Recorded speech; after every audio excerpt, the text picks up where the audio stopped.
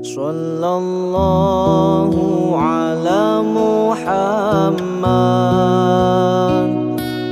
Sallallahu alaihi wasallam. Tepatnya hari Kamis tanggal 7 Juli ya 2022 kita dapat kembali mengikuti kajian kuliah subuh yang pagi hari ini narasumbernya adalah Ustadz Dr. Ajeng Kusuma. Tak lupa salam setelah sholawat senantiasa kita haturkan kehadapan junjungan Nabi besar kita Muhammad SAW yang senantiasa kita harapkan syafaatnya di hari kemudian. Rekan-rekan sekalian, ya pagi hari ini kuliah subuh kita mengusung tema amalan seputar Dzulhijjah. Ya. Dan kita ketahui bersama bahwa bulan Dzulhijjah pada tahun ini jatuh pada tanggal 1 Juli 2022. Namun di negeri kita ini atau enggak tahu ya semuanya menyambut itu bulan Dzulhijjah ini senantiasa dikaitkan dengan peringatan Idul Adha yang di negara kita ini ditetapkan oleh pemerintah nanti pada tanggal 10 jatuh pada hari Minggu kalau nggak salah ya. Dan kita tahu pula bahwa bulan Dzulhijjah ini termasuk bulan yang dimuliakan ya di dalam agama Islam. Nah, tentunya di sana banyak sekali keistimewaan. Untuk itu pada pagi hari ini kita akan tuntas sebenarnya ada keistimewaan apa dan amalan-amalan apa yang patut kita kerjakan di bulan Dzulhijjah ini. Nanti kita akan simak bersama yang kuliah subuh pagi hari ini dengan tema amalan seputar Dzulhijjah yang akan disampaikan oleh Ustadz Dr. Ajeng Kusuma. Namun sebelumnya akan kita simak dengan saksama bacaan ayat suci Al-Quran yang akan dibacakan oleh saudara kita Yulia Nuraini. Saya persilahkan. Baik, terima kasih. Assalamualaikum warahmatullahi wabarakatuh. Yang terhormat Pak Ajeng Kusmara ya, ini dari Malang juga ini.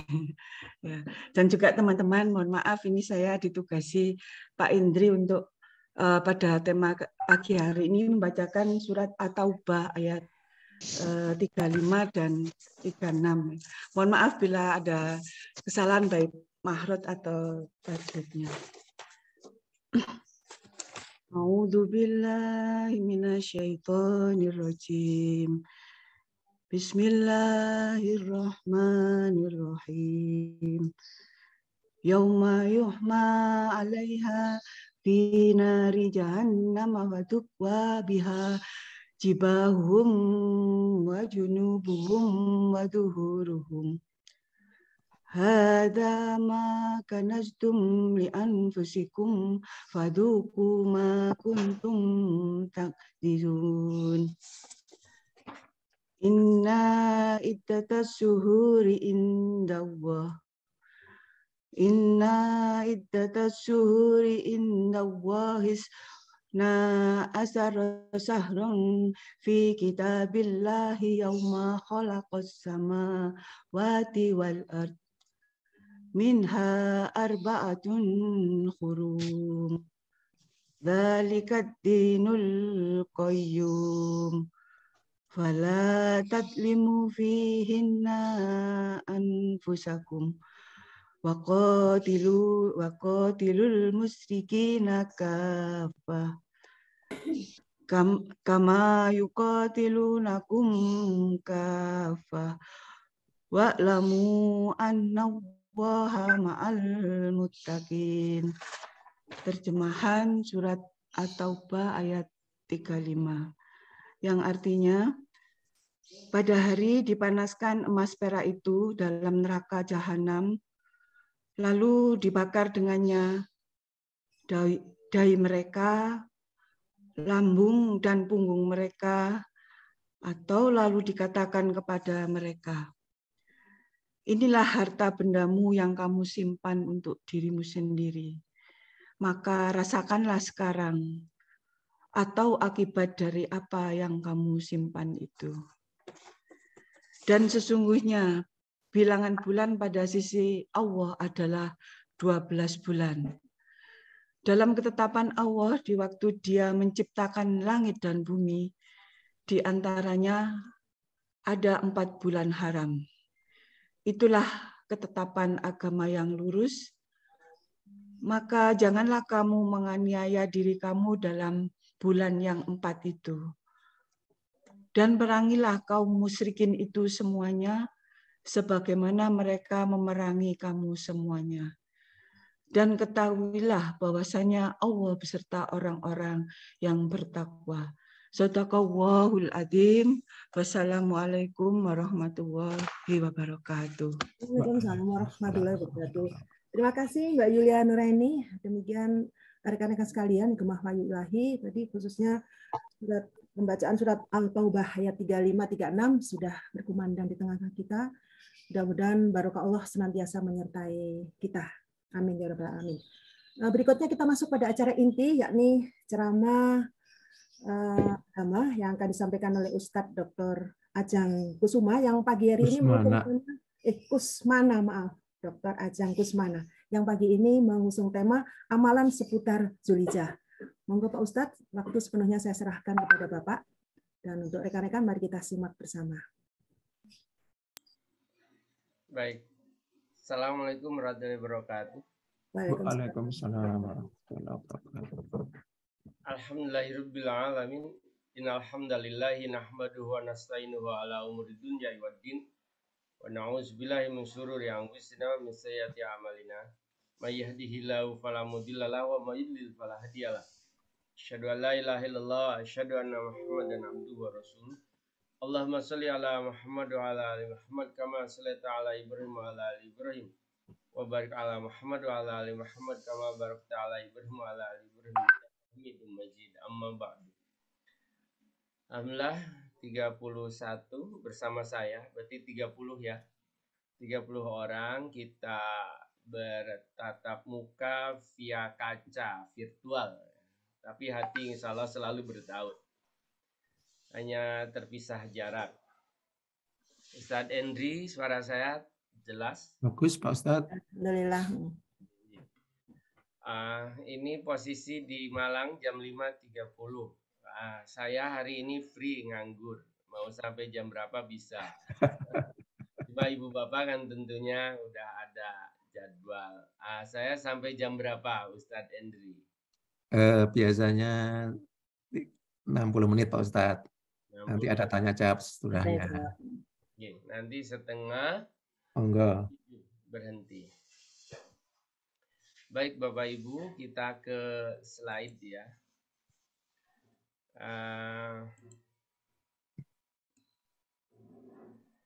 Saya bisa share screen gitu, Pak. Oh siap, ngapunten. Iya monggo.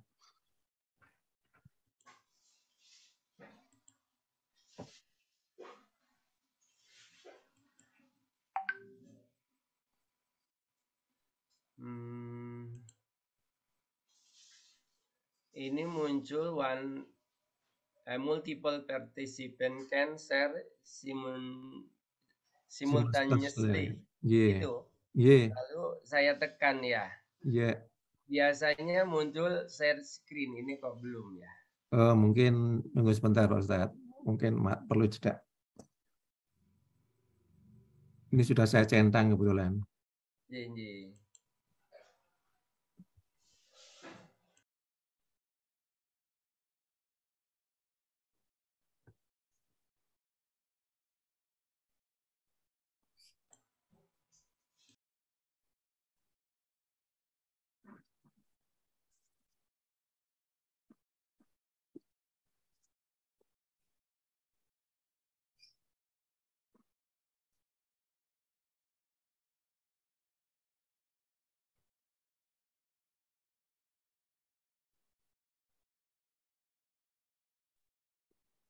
Ya.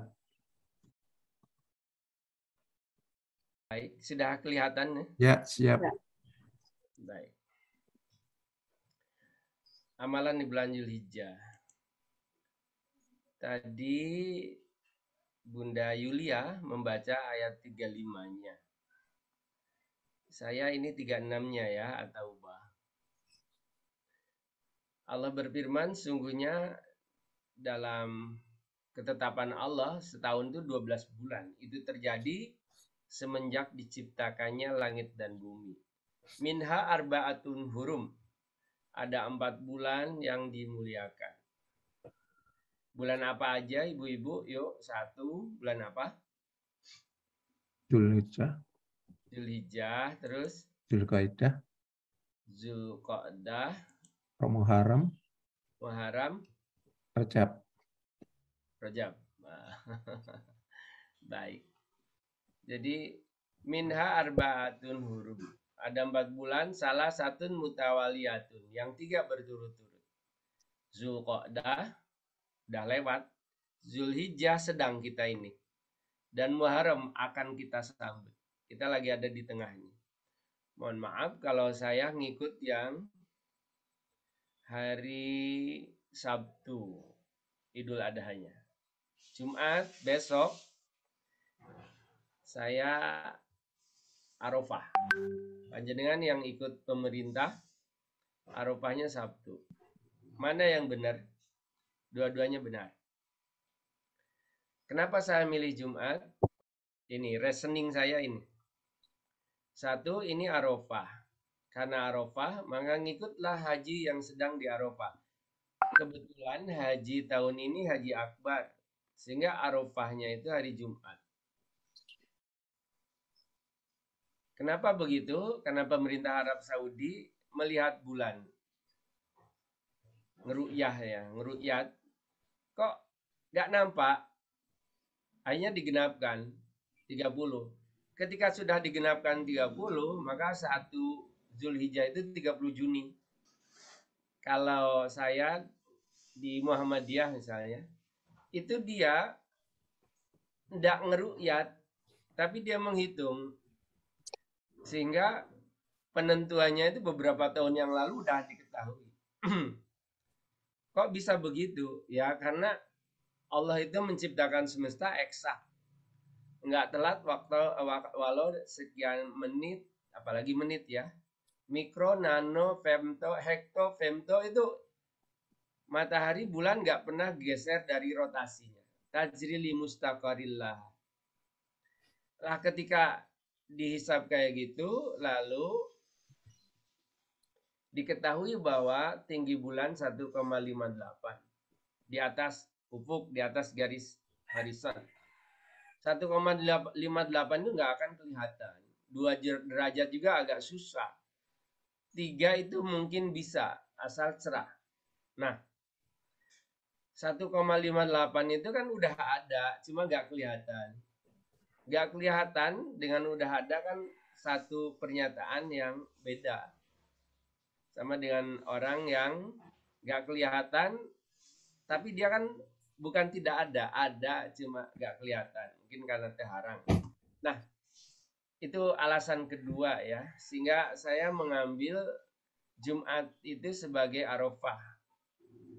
Karena yang utama sih saya ngelihat itu haji wukuf di Arafah. Dan karena ini puasa Arafah, maka alasan yang utama ya udahlah dipasin aja. Lagian pemerintah Arab menentukan begitu, pemerintah Indonesia beda, tetapi ada ormas yang menentukan sama dengan yang di Arab. Sehingga saya mengambil Arafah. Sehingga puasa Arafah itu ya di hari Jumat besok. Nah, aslinya sih bukan Jumat aja, tapi mulai sekarang. Bukan mulai sekarang sih, mulai tanggal 1. Kemarin Dzulhijjah tuntunannya puasa.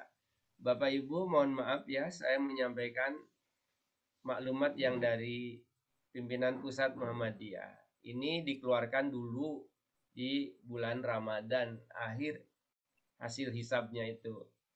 Ya penentuannya hari Arafah itu 9 Dzulhijjah. Jatuhnya hari Jumat besok 8 Juli. Idul Adhanya 10 Dzulhijjah. Panjenengan ikut yang mana? Ini urusan agama. Agama itu bab keyakinan. Yang penting ada dalil. Setelah ada dalil, lalu ditambah dengan fakta, data, dan analisis kita. Kita yakin yang mana? Ya udah. Dengan tidak menyalahkan yang lain. Menentukan hari Arafah besok itu ya berdasar dalil. Bahkan kalau kita ngikut matlak global udah benar sudah. Jadi Arafah itu besok. Karena matahari kan satu, bulan satu. Kita nggak punya matahari, tiap negara punya bulan sendiri, punya matahari sendiri kan enggak. Jadi matlaknya diambil satu gitu, maka terjadi besok. Oke, ini sahih riwayat Bukhari 969. Nggak ada hari yang paling Allah sukai dibanding dengan 10 hari pertama ini.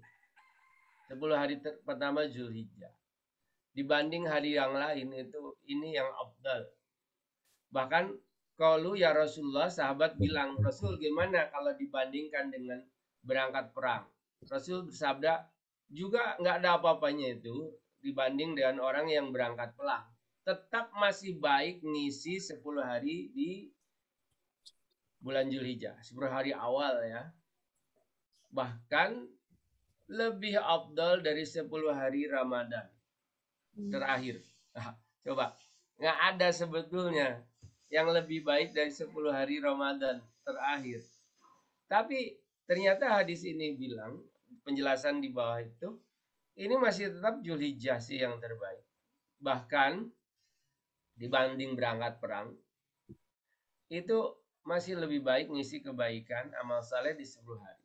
Illa, kecuali Nabi bersabda, rajulun kharaja binafsihi wa malihi.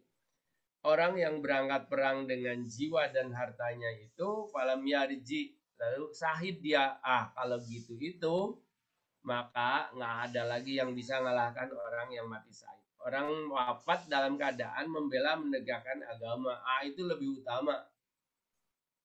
Tapi kalau berangkat perang sekalipun, lalu ia pulang dengan membawa ghanimah, itu kalau dibandingin dengan 10 hari Zulhijjah, dia beramal saleh di hari itu lebih utama, lebih baik. Hadis sahih. Amal saleh di bulan Zulhijjah ini melampaui amal saleh di hari yang lain. Oleh karena itu kita isi. Isi dengan apa? Min sholatin, isi dengan sholat. Wasodakotin, isi dengan sedekah. Wasiamin, isi dengan puasa. Isi dengan baca Quran, isi dengan zikir wirid, isi dengan doa. Ana hadir asrota afdalu minal asril awakhiri min Ramadan. 10 hari awal Zulhijjah itu lebih baik dari 10 hari bulan Ramadan. Lah kok bisa? Coba. Yuk agak interaktif. Kok bisa ya? Itu lebih baik dari 10 hari terakhir Ramadan. Kira-kira, kayaknya boleh nulis di chat. Saya kasih waktu 1 menit.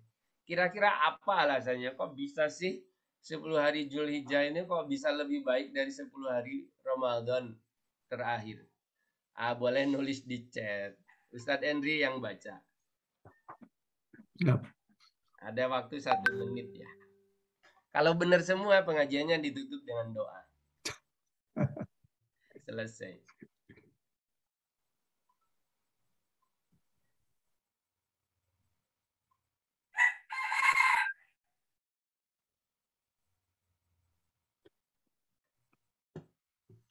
Udah ada Ustadz Andy? Belum, Ustaz. Ada yang nulis? Belum. Harus ada door prize. Begitu siap. Ada itu panjenengan. Siap. Siap, Pak Ustadz. Ini ada satu nih. Udah ada ya? Apa? Dari Pak Ari Ruscahyo, merupakan kemuliaan Nabi Ibrahim. Kemuliaan Nabi Ibrahim. Oke. Apa-apa, dah diterima. Kalau dibahasakan lain, ada Idul Kurban. Benar. Jadi benar. Jadi ada tradisi Ibrahim. Jadi menindaklanjuti warisan dari Ibrahim. Oke, bolehlah masuk 1. Dari Pak Indri ini ada meneladani Nabi Ibrahim. Sama itu copy paste, itu beda bahasa. Kalah duluan.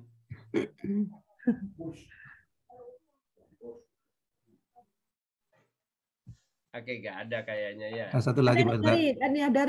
Dari saudara Nana di Batu nih, jika puasa Tarwiyah dan Arafah banyak ampunannya gitu. Oke, masuklah yang kedua. Karena ada puasa gitu. Ya. Oke, Di malam terakhir ada lagi Pak Ustadz ini dari saudara kita Eni Lestiani ya. Yang sangat manusiawi adalah karena puasa bulan Dzulhijjah adalah sunnah, maka puasa sunnah tantangannya karena yang lain banyak yang tidak puasa gitu. Masih tetap puasa. Ya. Itu hanya menjelaskan aja penafsir. Karena ada puasa. Penjelasnya yaitu satu, karena puasa sunnah yang susah.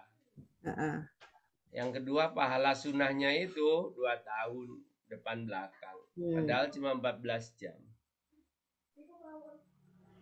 Ada Dzulhijjah, ada sunnah. Apalagi ya? Ya udah itu ya. Selesai. Kenapa lebih baik dari 10 hari di bulan Ramadan? Satu, karena di 10 hari Dzulhijjah itu ada Arafah yang bagi orang haji itu ampunannya pasti diampuni dan jaminannya surga. Bagi yang nggak haji itu dia puasa. Jenis puasanya puasa Arafah. Puasa Arafah itu kapan? Ya di hari Arafah. Hari Arafah itu kapan? Ya ketika haji wukuf di Arafah. Tanggal berapa? Ya tanggal 9. Kapan? Jumat. Itu satu. Jadi satu karena ada puasa sunnah. Yang kedua karena ada hadis tadi, Allah lebih suka. Jadi bunyi hadis tadi itu ini hadis riwayat Bukhari. Allah paling menyukai, menyenangi amal-amal yang dilakukan dalam 10 hari. Jadi ada validasi dari Allah bahwa beramal soleh di semua hari itu ya baik. Tapi ada yang afdal, lebih baik, yaitu di 10 hari. Ini alasan kedua.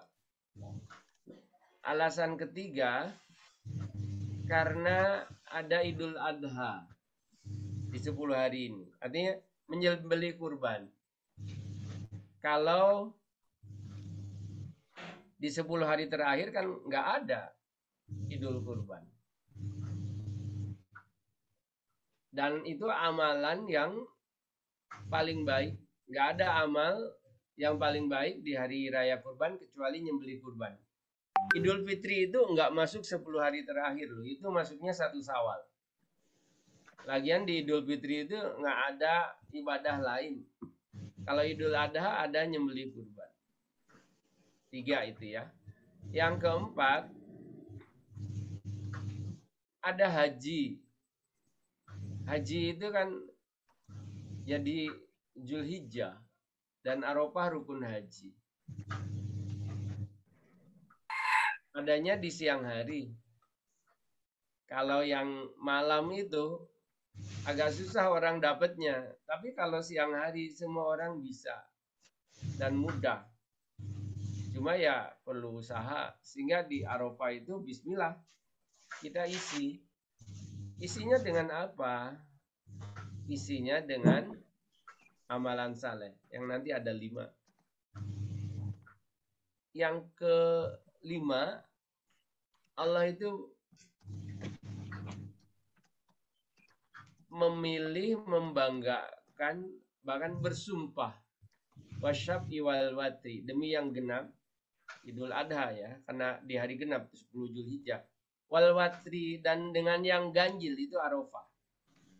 Allah buat jadi semacam janji dan sumpah. Karena saking mulianya hari ini. Amalan-amalan wajib di bulan lain itu menurut hadis ini penjelasan dari Ibnu Rajab tetap bagus. Cuma di bulan Dzulhijjah spesial. Sunnah-sunnah di hari yang lain itu bagus. Cuma di bulan Zulhijjah ini jadi spesial. Jadi 10 hari Zulhijjah itu 10 hari yang spesial. Amal baiknya dilipat gandakan. Lalu kita isi dengan 5 hal. Apa itu? 1, sholat jamaah. Jadi di bulan Zulhijjah, bukan bulan Zulhijjah sih. Ya di bulan lain juga, di hari lain. Cuma di bulan Zulhijjah jangan sampai luput orang dari sholat jamaah. Bolehlah kesibukan dunia itu nyita waktu, tapi jangan sampai nyita sholat jamaah kita, sehingga kita nggak sempet ke masjid. Apalagi orang haji itu buru arba'in, 40 waktu diusahakan, dan ternyata bisa dengan berbagai kendala tentunya. Kita masjid sholat. Jangan karena beda merek, beda atribut, beda paham, beda manhaj, lalu nggak mau jamaah, rugi itu. Selama dia kiblatnya sama, rukun imannya sama, rukun Islamnya sama, sholatnya sama dari takbir sampai salam, apalagi sampai bacaannya sama, yo tetap jamaah lebih baik. Jangan sampai depan musola depan rumah karena beda merek lu nggak mau. Islam itu 571. Jangan direduksi dengan atribut merek yang itu baru diproduksi abad 20-an. Itu Muhammadiyah paling tua kan 1912. Setelah Muhammadiyah berdiri, lalu berdiri Al-Irsyad 1914. Setelah Al-Irsyad berdiri, lalu berdiri Persis 1923. Setelah Persis berdiri, lalu berdiri NU 1926. Nah, itu kan berarti abad 20-an semua itu. Sekarang kan kalau bukan Muhammadiyah nggak mau, kalau nggak NU enggak. Emangnya apa ada sih agama NU, agama Muhammadiyah? Nggak ada. Agama itu Islam. Jangan direduksi. Karena kebawa sih orang itu dari dulu kecilnya ketika di kampung, bertempat tinggal di mana aja, label itu nggak lepas. Saran saya jangan dipelihara. Masjid itu milik Allah, siapapun yang ngelola, bismillah ikut jamaah, insya Allah sah. Sehingga salat jamaah. Jadikan momen perubahan kita. Karena Allah berfirman, wala tamutunna illa wa antum muslimun. Jangan meninggal dunia kecuali dalam keadaan muslimun, bukan nahdiyun, bukan muhammadiyun, tapi muslimun. Nah, Islam itu mana? Islam yang dibawa oleh Nabi tahun 1971, bukan 1912 atau 1926. Itu. Lalu perbanyak sholat sunnah. Ustadz Andri. Ya. Yang benar jawab, jenengan harus kasih door prize. Siap. Door prize-nya boleh dikasih buku lah. Siap. Nah, saya akan tanya, boleh nulis di chat. Berapa maksimal sholat sunnah dalam sehari? Maksimal. Jadi untuk ngisi Arafah buat sholat sunnahnya maksimal. Berapa sholat sunnah maksimal dalam sehari? Silahkan nulis di chat. Cuma nulis angka aja ini. Siapa tahu benar walaupun ngabur ya. Ntar dapat door prize loh. Disilakan nulis di chat. Ini sudah ada. Dari ini Saudara Rodian Jakarta. Jawabannya tidak ada batasnya Pak Ustadz. Ini nggak salah tapi kurang benar. belum sesuai dengan yang diharapkan. Ya, bisa yang lainnya. Ibu Rodiah kok bisa nulis gitu? Itu Bapak. Bapak. Boleh? Bapak ya? Itu Ya. kok bisa nulis gitu, alasannya apa? Jangan-jangan karena kita tahu alasan lalu jadi benar itu. Disilahkan sih boleh gantian. Katanya diperbanyak, jadi banyak itu kan tidak ada batasnya. Sholat apa itu namanya? Sholat sunnah. Sunnah apa? Sunnah mutlak bisa. Oke. Dan yang lain-lain yang ada waktunya. Nah, yang saya tanya yang lain-lain yang ada waktunya itu. Sholat mutlak lewat, tapi benar ya panjenengan? Nah, yang saya tanya yang lain-lain yang ditentukan Rasul. Mutlak betul itu, terserah mau sebanyak apapun. Tapi itu hanya salah satu jenis. Ada jenis-jenis lain. Ya, yang saya tanya selain mutlak. Ini sudah ada jawaban lagi Pak Ustadz. Sudah ada 2 yang menjawab dari saudara Mairi Susilowati. Menjawabnya 12 tambah 8 tambah 8 tambah 3. Yang kedua dari saudara Amor, ini ada 40 rakaat yang dari Amor. 40. Yang pertama berapa? 12? 12 tambah 8 tambah 8 tambah 3. Berarti totalnya ada 31. 31. Yang satu 31, yang satu 40. Ya, dari saudara Amor 40, dari saudari Meiri Susilowati 31 ya. Pak Rusyanto 40. 40. Dari Pak Levi 17. Iya, tadi. Tambah dikit korupsi. Baik. Sudah ya, saya kira cukup. Iya. Yuk saya hitungkan. Kalau ditambah wajib 17 betul. Lalu ditambah sunnah muakkadah itu 12. 12 itu di mana? 2 rakaat sebelum subuh. 4 rakaat sebelum zuhur. 2 rakaat sudah zuhur. 2 rakaat sudah maghrib. 2 rakaat sudah isya 12. 17 tambah 12 29. Ditambah yang ghairu muakkadah 12. 4 rakaat setelah zuhur. 4 rakaat sebelum asar. 2 rakaat sebelum maghrib.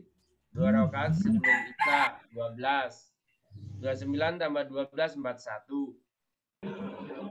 Yang jawab 40 jadi udah nggak bener ini karena udah 41, korupsi 1. Ternyata bukan 41. Ditambah lagi dengan duha 8. Jadi 49. Ditambah dengan tahajud 11. Jadi 60. Ditambah dengan tahiyatul masjid 5 kali 2 10. 70. Ditambah dengan syukrul wudu 7 kali. 5 kali kan kita mesti wudu. Tambah 2 tambah tahajud 7. 7 kali 4. Kali 2, 14. 60 tambah 14, berapa? 1. Kurang 1. 4. Berapa tadi, Bu? 74. 74 atau 84 tadi? 74 atau 84? Saya ulang lagi ya. 84. 84, Ustaz. Ya. Oke. 84. Yang jawab 40 berarti hilang separuh itu. Terima kasih dong. Baik. 84 ya. Iya. 84. Ditambah salat apa lagi? Salat mutlak. Salat mutlak berapa? Terserah. Jadi minim 84. Ketambahan salat mutlak itu dia jadi 100 rakaat sehari. 84 itu masih boleh ditambah 24, 88. Belum ditambah salat ibtitah sebelum tahajud. Jadi 90. Kita minim 90. Ketambahan salat mutlak dari Ustadz Rodian tadi itu nggak usah banyak-banyak lah. Salat mutlaknya misalnya 10, berarti 5 kali salam ya. Itu udah sembuh 100. Jadi yuk bismillah kita isi dengan salat sunnah minim 100 dalam hari Arafah. Mulai kapan? Nanti Muharram itu udah Arafah sudah. Kamis bagi yang ikut yang ikut haji di Arafah atau yang ikut hisab yang biasanya Muhammadiyah terhisab. Kalau ru'yat itu biasanya NU ya. Ya ikut mana silahkan. Tapi Pak Menterinya kayaknya lagi di Arab juga ya. Beliau insya Allah ngambil Arafahnya Jumat karena sedang di Arab sih. Pak Menteri. Saya baca berita kok beliau lagi di sana. Nah, Pak Ustadz, ini ada selingan, ada pertanyaan. Bagaimana dengan sholat witir, Pak Ustadz? Sholat witir kan masuk di tahajud. Ini dari saudari Eni Listiawati. Masuk di tahajud sholat witir. Kan tadi 11 dihitungnya. Itu kalau ala 11. Lah kalau ala 23 berarti ya 101 ya. 113. 113 malah banyak. Kalau saya belum mampu tahajud 23. Saya setiap hari tahajudnya 11. Bukan karena Muhammadiyah, bukan. Itu tuntunan Rasul loh. Ya Rasul kadang 11, ya 23, ya 43, ya 36.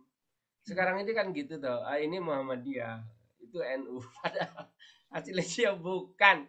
Memang Rasul ngerjakan kayak gitu. Cuma saya gak mampu 23 itu. Itu aja sih. 11 aja udah untung kita ini. Oh, mau 23 lebih afdal silahkan kalau mau. Itu boleh. Berarti 113 itu. Ketambahan mutlak. Wadah. Kan sholat sunnah itu lebih berat karena nggak wajib. Orang kalau nggak diwajibkan kan biasanya berat.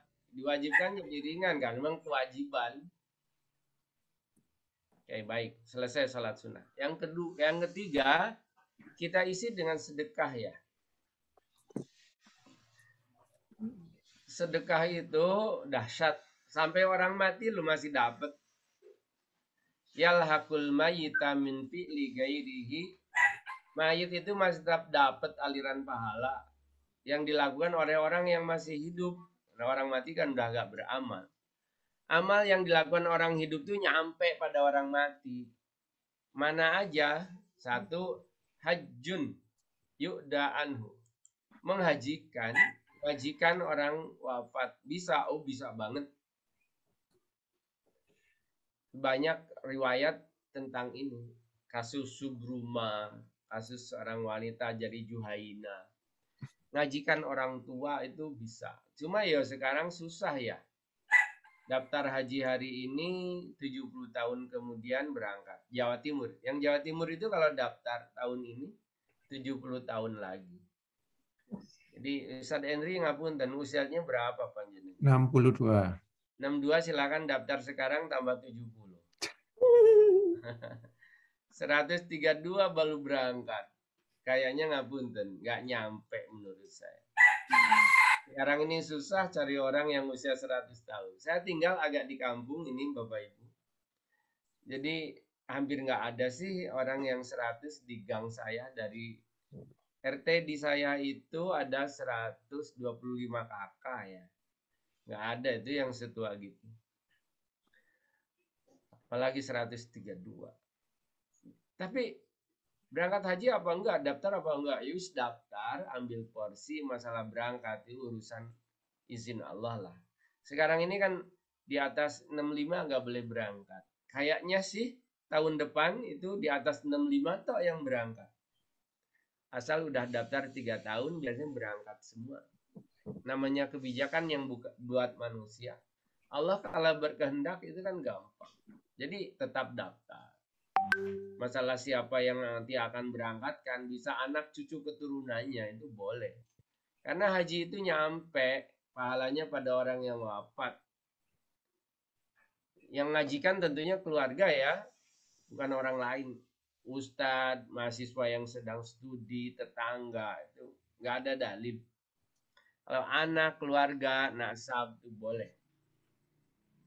Yang kedua, yang nyampe pada orang yang wafat itu, malun ya yutasaddaqu bihi anhu. Jadi sedekah atas nama orang wafat itu bisa nyampe. Panjenengan di hari Arafah sedekah aja sih. Saya sarankan boleh sedekahnya ke pesantren saya. Ini saya kan punya pesantren ya. Namanya Pesantren Muhammadiyah Malang. Santrinya 38, baru berdiri sih. Udah lama betulnya 14 tahun, tapi namanya pesantren panti. Itu kan nggak layak jual. Orang kan nggak minat lah kalau masuk pesantren panti. Karena begitu keluar itu anak nggak pede, underestimate. Nah, saya ganti, saya diamanati tahun ini, saya ganti jadi pesantren Muhammadiyah Malang. Yang daftar itu kaya dua apa semua, yang susah. Ngapunten ya. Saya tawarkan kepada yang lain belum minat. Karena belum ada produk yang bisa dilihat. Dua apa semua. Saya patok 1,5 juta, nggak ada yang mau bayar makannya ya. Saya potong 750 dengan catatan setelah ketemu dengan wali santri silakan menghadap saya. Lah kok semuanya menghadap. Lalu hanya mampu bayar 400. Yang 400, ada yang 100.000. Saya bilang, Bapak 100.000 untuk satu anak dalam sebulan, berarti satu hari 3.000. Sekali makan 3 kali dalam sehari, 1 kali makan 1.000. 1.000 itu makan dengan apa, Pak? Ayam juga iso, tempe juga. Itu ya saya ini serabutan, Ustadz. Saya nggak bisa, nggak mampu, bukan nggak mau. Ya udah kami terima. Ada yang bebas juga sih. Itu nggak diminta SPP, nggak diminta uang buku, nggak diminta uang bangunan. Ya mengawali Bismillah. Cuma ya ternyata kesengkan juga. Kalau panti itu kan cukup ngasih makan selesai. Lah ini pesantren. Jadi yang nyedot itu adalah bayar ustadznya. Ustadznya sarjana semua. Dikasih 2 juta. UMR Malang itu 3 juta. Dikasih 2 juta kan di bawah UMR. Itu loh jatuhnya 15.500.000. Uang nggak ada, nggak punya. Loh Ustadz, Malang itu kan besar Muhammadiyahnya. Panjenengan bisa bandingkan dengan ada satu keluarga yang anaknya 7. Sudah pada menikah semua. Yang kaya apa kadang peduli mau bantu, kadang ya enggak juga. Dia milih umroh, milih haji. Padahal adiknya itu belum punya rumah, kelilit utang, nggak punya kerjaan.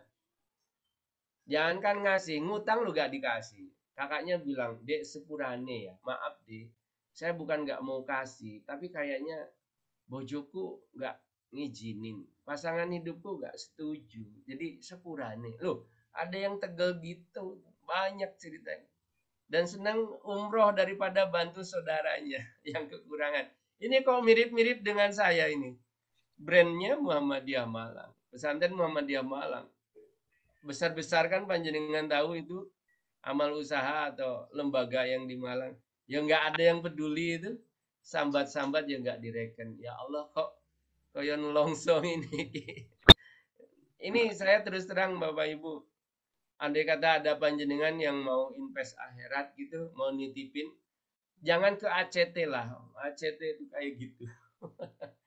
Masa direkturnya gajinya 350 juta sebulan. Dalam 1 tahun gajinya 18 kali. PNS aja cuma 14. Satu gaji 13, satu lagi THR. 14 maksimal. Lah direktur ACT itu 18 sih gajinya. Dengan nominal 350 juta sebulan. Jadi kalau nikah 3 memang sumput itu. Kan istrinya 3. Aksi cepat tanggap. Ngumpulin wakaf, infak, sedekah dari umat. Begitu terkumpul, bancaan. Vice presidennya berapa? 125 juta ya. Kelas manajer di bawahnya 75 juta. Ibu bapak saya direktur pesantren Muhammadiyah Malang. Berapa gaji saya? Noroki, bukan dapat. Ya itu. Gimana lagi sih? Ya keadaannya kayak gini, susah orang hidup sekarang. Oleh karena itu, ngapunten ya, nanti ke Ustaz Hendy saya kirim kalau ada yang minat, kalau enggak apa-apa juga. Ya. Cuma ini mumpung Arafah gitu aja, niatin untuk orang tua nyampe. Asal sedekah ya. Tapi kalau amal sholat gak bisa. Makanya ini Imam Syafi'i bilang, masih wadalika kalau bukan yang 3 itu, seperti min sholatin, seperti sholat, ausiamin atau puasa, nggak nyampe itu ke orang mati. Bahwa li fa'ilihi, yang itu adalah untuk pelakunya. Dunal mayiti, mayit gak dapat apa-apa. Tapi kalau haji, kalau sedekah atau doa nyampe itu. Apalagi doa anak, nggak nyampe di hari hisab, di alam barzah orang tua langsung nerima cash. Doa dari anak. Makanya satu doa yang nggak boleh ketinggalan itu kan doa untuk orang tua. Termasuk tilawah ya Pak Ustaz? Segala macam yang dilakukan anak nyampe. Tilawah, baca Quran, apapun itu bacanya. Karena anak itu kan sebetulnya investasi orang tua. Dari sperma udah milik orang tua. Nggak boleh itu istri pinjam sperma tetangga. Bayangin, spermanya aja milik orang tua. Lalu dinafkahi dari orang tua, tinggal di rahim ibunya. Begitu lahir di rumah, dirawat, dibesarkan, dikasih nafkah, disekolahkan, dipilihkan. Lalu kalau gitu lalu lupa sekedar doa nggak bisa, itu kan kebacut menurut saya. Emang kasihan, nangis itu orang tua di alam barzah. Apalagi kalau sedekah. Jawazus sodaqah, sedekah itu dibolehkan anil mayit, kepada mayit. Jadi bisa sedekah untuk mayit. Wastih babuha, dan itu disukai. Dan pahalanya nyampe. Wayan faul mutasaddiqu aidan. Juga orang yang sedekah dapat juga sih. Misalnya gini, di hari Arafah sedekahnya jangan 2.000 gambar pedang. Sedekahnya gambar kopiah 100.000 ya. Itu panjenengan langsung kata Al-Baqarah surat 261 ambatat sab'asanabil. Begitu panjenengan masukin 100.000 ke kotak, itu langsung seperti nanam benih, cukul langsung seketika, itu 7 cabang. Fikul sumbulatin mi'ati habbah. Setiap cabangnya itu keluar 100. Berarti 100.000 kali 700, 70 juta. 70 juta. Dan orang mati itu bukan karena COVID, apalagi COVID sekarang udah nggak ada. Karena Putin ngebom Ukraina, COVID langsung hilang. Yang kedua, kayaknya udah terbentuk herd immunity ya, imunitas sosial. Yang ketiga, di Malang itu udah zero. Yang keempat, saya kan guru dosen, udah nggak pakai masker saya. Ya wah aman, dan semua guru yang masih hidup, kayaknya udah nggak ada sih. Loh, itu naik kok statusnya PPKM dan lain sebagainya ya, kira-kira jualannya belum habis. Jadi ya harus harus dijaga status. Tapi bismillah lah, orang wafat bukan karena COVID. Orang wafat karena rezekinya habis. Innan nafsan lan tamuta hatta tastawfiya rizqahu. Orang itu gak akan mati kalau rezekinya belum keunduh. Orang mati itu karena jatahnya habis. Oleh karena itu kalau ingin panjang usia, banyakin sedekah. Cuma sedekah itu amalan yang susah. Makanya orang mati itu kalau mati ingin kembali. Untuk apa? Bisa sedekah. Ini ayatnya ya. Surat ke-63 ayat 10. Pak Ustadz, ini ada masuk lagi chat. Salat yang tadi itu apakah termasuk salat wajib gitu? Salat yang tembus di 90 atau 113? Apakah termasuk salat wajib? Tinggi, salat wajib 17, dihitung tadi. Kalau nggak masuk berarti 90 kurang 17, 83. Salat sunah tok 83. Nah, ini pertanyaan dari saudari Mary. Oke. Nggih. Ah, itu. Ini salatnya di masjid, kalau salat di rumah itu nggak nyampe segitu karena tahiyatul masjid jadi hilang itu. Lagian kalau di rumah itu salat sunnah agak susah, kenapa? Lebih berat. Di masjid itu gampang karena memang ada malaikat rahmat. Jadi yang bikin kita mudah itu karena dikasih rahmat, kemudahan, kasih sayang dari Allah, sehingga kita bisa. Ini surat 63 ayat 10. Orang mati kalau oleh Allah diizinkan kembali atau hidup lagi di dunia, dia bilang, "Fa'asaddaqa, ya Allah hamba akan bersedekah." Nah, silahkan tulis 5 alasan mengapa orang mati itu kalau kembali kok ingin sedekah, bukan ingin haji. Padahal haji antrinya 70 tahun.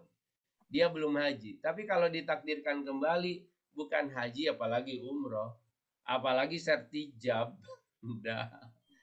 Jadi untuk sedekah, padahal sedekah itu amalan yang susah lah. Kok orang mati kok ingin kembali, ingin sedekah?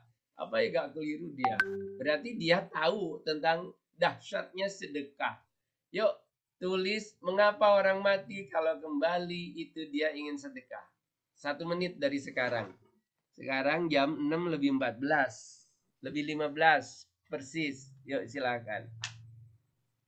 5. Ini ada dari saudari Siti Wahyuni. Mungkin ada kata mungkin nih, berarti masih belum yakin nih. Nomor belum mas. Ini lain ini. Berarti bukan jawaban dari pertanyaan terakhir, tapi ini lain Pak Ustadz, saya bacakan aja. Mungkin bisa kirim nomor rekening Pak Ustadz, siapa tahu bisa nembus ke teman-teman untuk bisa sodakoh terus di bulan.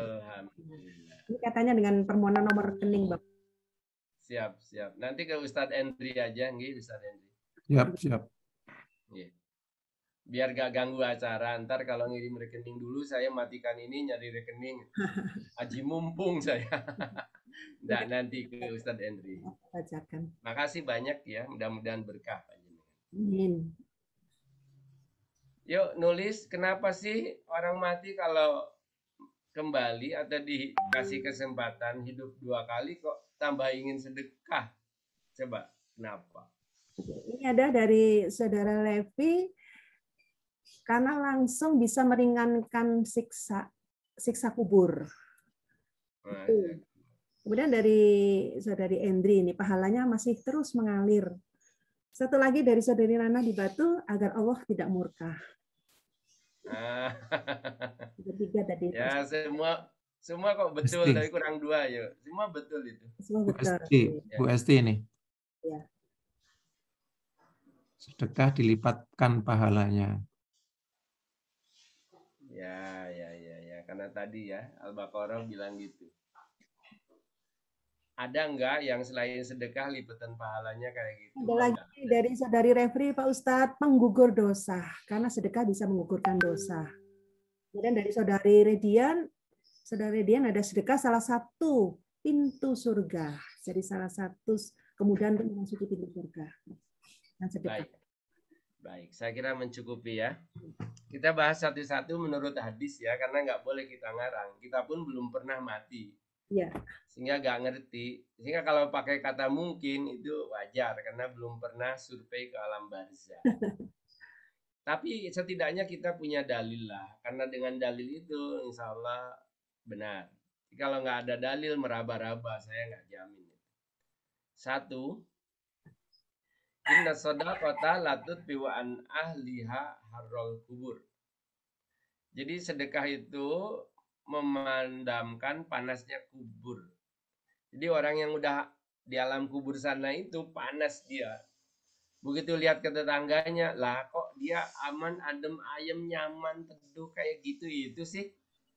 Begitu ditanya, kok bisa, ada apa? Dia bilang, ketika hidup rajin sedekah. Jadi sedekah itu, ini hadis ya, dari Uqbah bin Amir, Rasul bersabda, sedekah itu bisa memadamkan panasnya kubur. Jakarta kayaknya kalau nggak ada AC, ya bisa dibayangkan. Itu kelas dunia lah, kelas alam kubur, lalu nggak punya AC. Silakan sih pesan AC, cuma jasa pengiriman nggak nyampe situ, teknisinya juga mungkin nggak ada. Oleh karena itu AC-nya di alam kubur itu sedekah.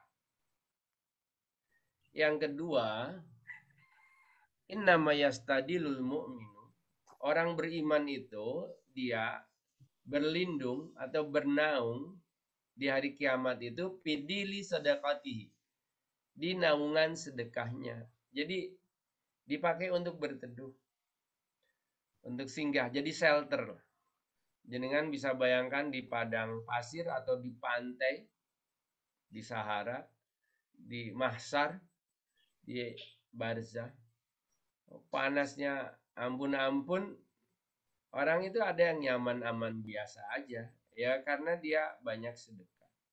Jadi karena tahu jadi testimoni itu orang yang telah mati, dia ngerti akhirnya nggak ada jalan lain sudah untuk bisa nyelamatin kita di sini, kata dia begitu. Oleh karena itu doalah sama Allah. Itu doanya disimpan oleh Allah dalam Al-Quran surat ke-63 ayat 10. Karena tahu kayak gini. Yang ketiga, shadaqatus sirri tutfi'ul ghadabir rabbi. Sedekah dengan rahasia itu bisa madamkan murka Allah. Betul itu kata ibu tadi. Jangankan Allah ya, kita aja ini kalau orang banyak ngasih ke kita. Saya ngajar di kampus itu, ada anak yang bawa-bawa sih oleh-oleh dari kampung halamannya. Dia datangnya telat. Enggak saya maafkan, saya apa. Enggak. silahkan duduk deh. Karena dia ngasih sesuatu. Jadi saya memaklumi. Di kelas itu pinter sih. Saya sebelum masuk udah ada di atas meja itu. Makanan khas kota. Yang kemarin dari Kediri ngasih tahu. Saya pegang di atas meja, kok empuk apa ini? Anak-anak bilang itu tahu Kediri, Pak. Padahal kalau beli kan nggak seberapa ya. Tapi saya senang dikasih. Walaupun ketika pulang ketinggalan, ingat sampai rumah. Lah tahunya. Ini Allah itu suka kalau ada hambanya sedekah. Apa itu Allah itu? Dia perlu kepada sedekah. Oh enggak, Allah itu maha kaya. Di hadis qudsi itu kan bilang, hambaku, bisa-bisanya engkau ketika hidup tidak nyambangi aku, padahal aku ada di sisinya, di sisimu. Ketika lapar tidak ngasih makan. Itu kan orang yang digugat sama Allah gitu kan protes. Ya Allah, gimana hamba ini bisa ngasih makan engkau? Padahal engkau itu zat yang maha kaya, gak mungkin sampai kelaparan. Lalu Allah bilang, nah kau kalau ngasih tetanggamu yang lagi kelaparan, saudaramu yang kelaparan, di situ itu ada aku. Tapi tidak kau lakukan. Biasanya kan sekarang ini agak cuek orang itu ya. Bapak Ibu mohon maaf ya, panjenengan kayaknya orang berkelas semua yang ada di sini. Tapi orang-orang yang di luaran sana, aduh, nyari untuk makan kalau dapat aja untung. Semenjak COVID ini di pinggir jalan banyak orang jualan. Nah yang beli siapa? Jangankan nyari kerja, yang udah kerja lo di PHK. Ya kalau masih produktif udah tua, di rumah udah nggak ada apa-apa. Jadi susah-susah banget, susah-susahnya. Kalau kita mau peduli itu ya, itu Allah bilang aku ada di sisinya. Makanya di kelompok agama lain kan gitu toh. Kalau nyambang orang sakit mesti dia itu bawa-bawa. Bawa apa? Kebutuhan makanmu berapa seminggu, anakmu berapa, untuk sekolah udah apa udah ada uang sakunya, biayanya apa udah bayar. Lalu setelah itu doa. Kalau di kita biasanya kalau nyambang toh kirim pateka, mari wis. Dengan tidak tanya makannya apa, anaknya sekolah butuh uang saku berapa, udah bayar apa belum, cicilannya. Makanya dari kelompok agama lain itu kan eksis karena mereka langsung action ya, tidak di tataran teori. Tapi agama kita itu mengapresiasi orang yang suka sedekah sampai Allah jamin murka tidak akan terkena bagi pelaku sedekah. Sedekah yang paling utama itu ketika ditanya Nabi ayu sodakati adom, sedekah mana yang paling agung, paling besar pahalanya Nabi? Nabi bilang, anta sedekah, engkau sedekah, wa anta sahihun sahih. Engkau dalam keadaan sehat, masih hidup sehat. Lalu tahsyal faqro, khawatir jadi miskin. Ta'amulul gina, lagi berharap bisa kaya. Udah masih hidup, sehat, afiat, punya banyak kebutuhan, takut miskin, berharap kaya. Kok bisa sedekah? Itu yang utama. Karena sedekah itu susah. Orang kaya belum tentu merasa cukup. Merasa kurang, iya. Orang miskin kok bisa sedekah, berarti dia kaya. Karena urusan kaya, urusan hati. Orang yang bisa bersedekah, berarti dia kaya. Orang yang bisa berbagi itu kaya. Kalau orang pelit itu orang yang masih miskin. Jangan sampai begitu nyawa tenggorokan baru ingat mau sedekah. Apalagi kalau sudah mati ingin kembali. Itu telah. Gak bisa. As-sodaqatu tasuddu sab'ina baban minassu. Sedekah itu dia nutup 70 pintu keburukan. Tolak bala di agama kita ya dengan sedekah. Jadi sedekah yang proporsional ya, bukan lewat tempat angker diuncalkan, dilemparkan 1.000 rupiah, 2.000 untuk tolak bala. Kayak yang gitu itu kayak enggak lah, bukan itu. Tapi ngasih jaminan untuk orang tua atau mertua. Mertua pun orang tua kita loh itu. Jangan orang tua dengan mertua dibedakan. Itu orang tua. Cuma bahasa Jawa aja sih morotuwo, karena ketemunya udah tua. Jadi kalau dalam bahasa Arab, mertua itu ya orang tuamu, karena nggak boleh kau nikah. Itu mahromu. Jadi bantu orang tua, bantu ipar ya bantu saudara sama. Jadi nggak usah dibedakan. Sedekah yang utama gitu. Dawu mardokum bisodaqah. Bila tertimpa sakit pun itu sedekah. Saya ngisi kajian di Malang, Ibu-ibu. Mohon maaf ya agak kurang banyak data, tapi ini yang nyampe ke saya. Saya ngisi di Baitur Rohmah, Danau Singkarak ya. Itu kan waktu renovasi saya bilang, ini masjid megah banget. Saya bilang ke takmirnya, berapa ini habis biaya renovasi? Itu dia bilang habis 2 miliar. Ya Allah, renovasi aja 2 miliar. Kalau di kampung saya 2 miliar itu untuk satu masjid. Tapi selesai. Dan selesainya itu ya karena sedekah jamaah. Lalu dia bilang salah satunya, lah dokter itu loh yang di ujung itu, beliau sakit. Kata takminnya, saya bilang, dok kalau ingin sembuh panjenengan sedekah aja. Ini takmir agak nekat ini. Dokter kok disuruh ngobati dengan sedekah.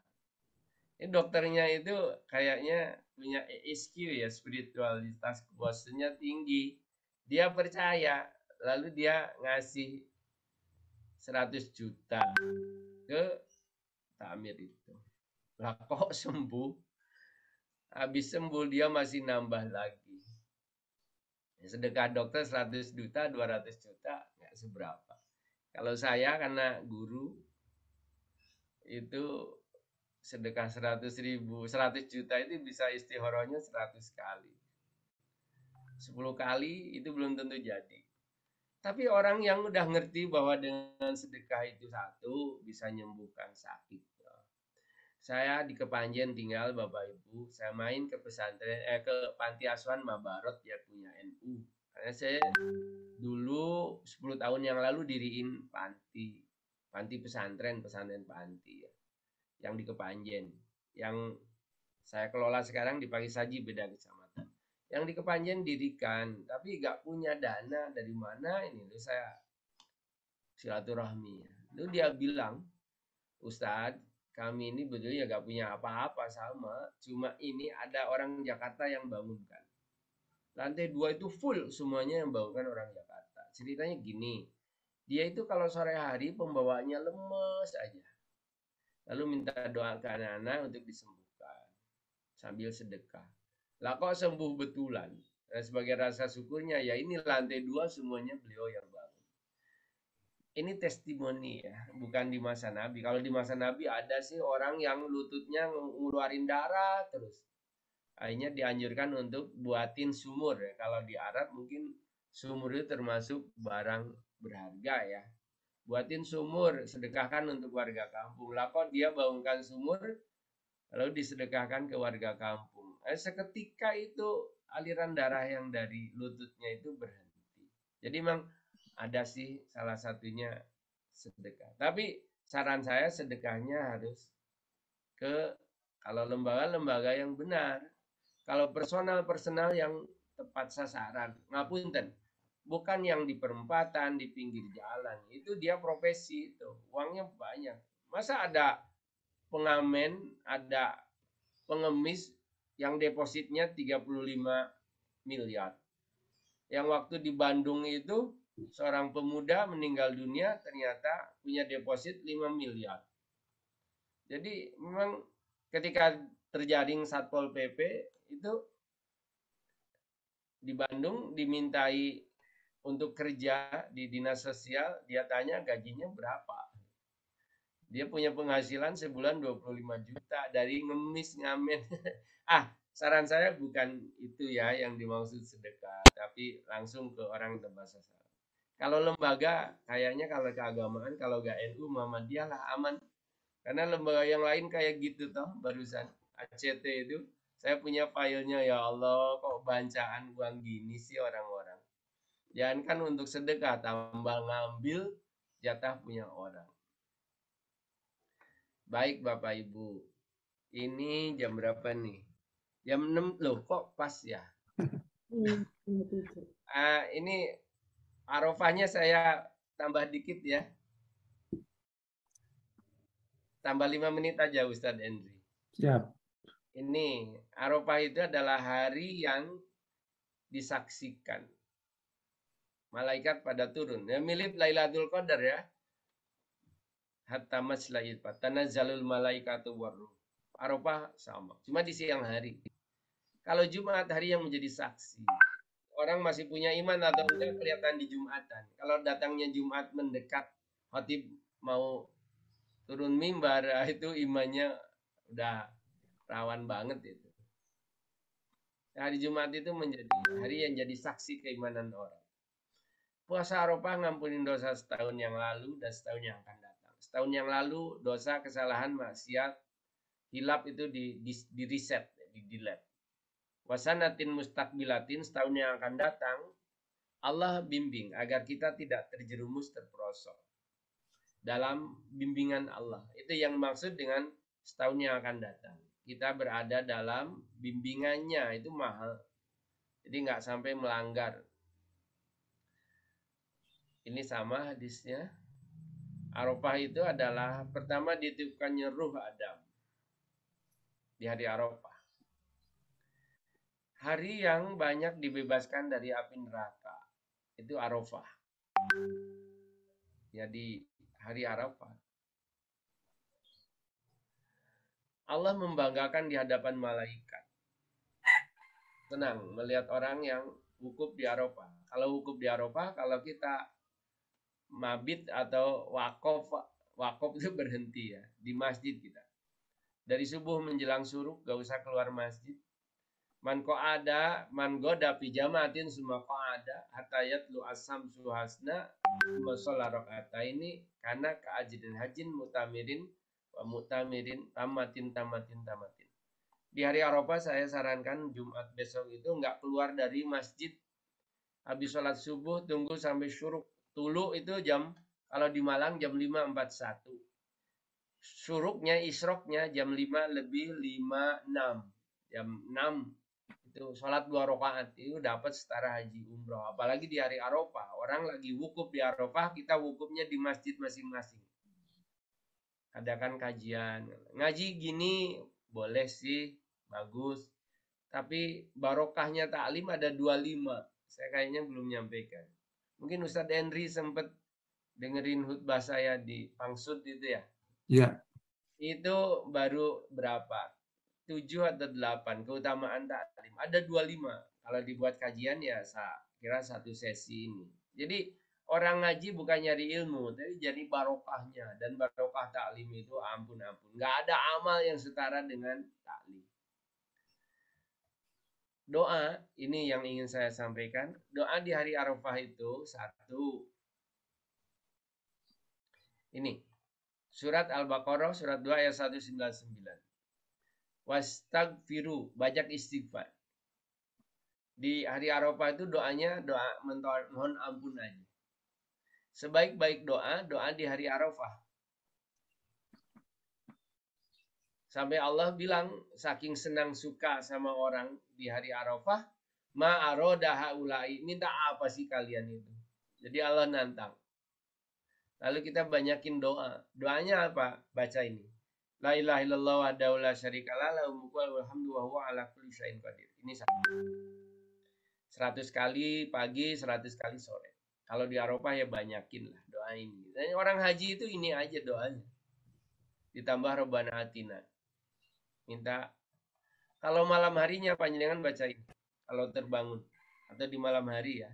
Berarti di tengah malam ya hari Arafah. Arafah kan mulai nanti maghrib udah masuk Arafah. Doanya apa? La ilaha illallah wahdahu la syarikalah lahul mulku wa lahul hamdu wa huwa ala kulli syai'in qadir. Alhamdulillah subhanallah wa la ilaha illallah wallahu akbar wa la haula wa la quwata illa billah. Lalu Allah berfirman, aku ampuni mereka.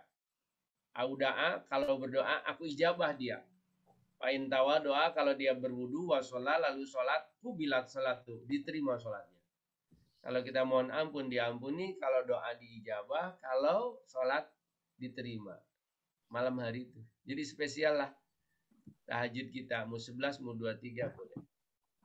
Lalu itu doa yang pertama. Yang kedua doanya apa? Ini doa. Ini doa permohonan dari Abu Bakar.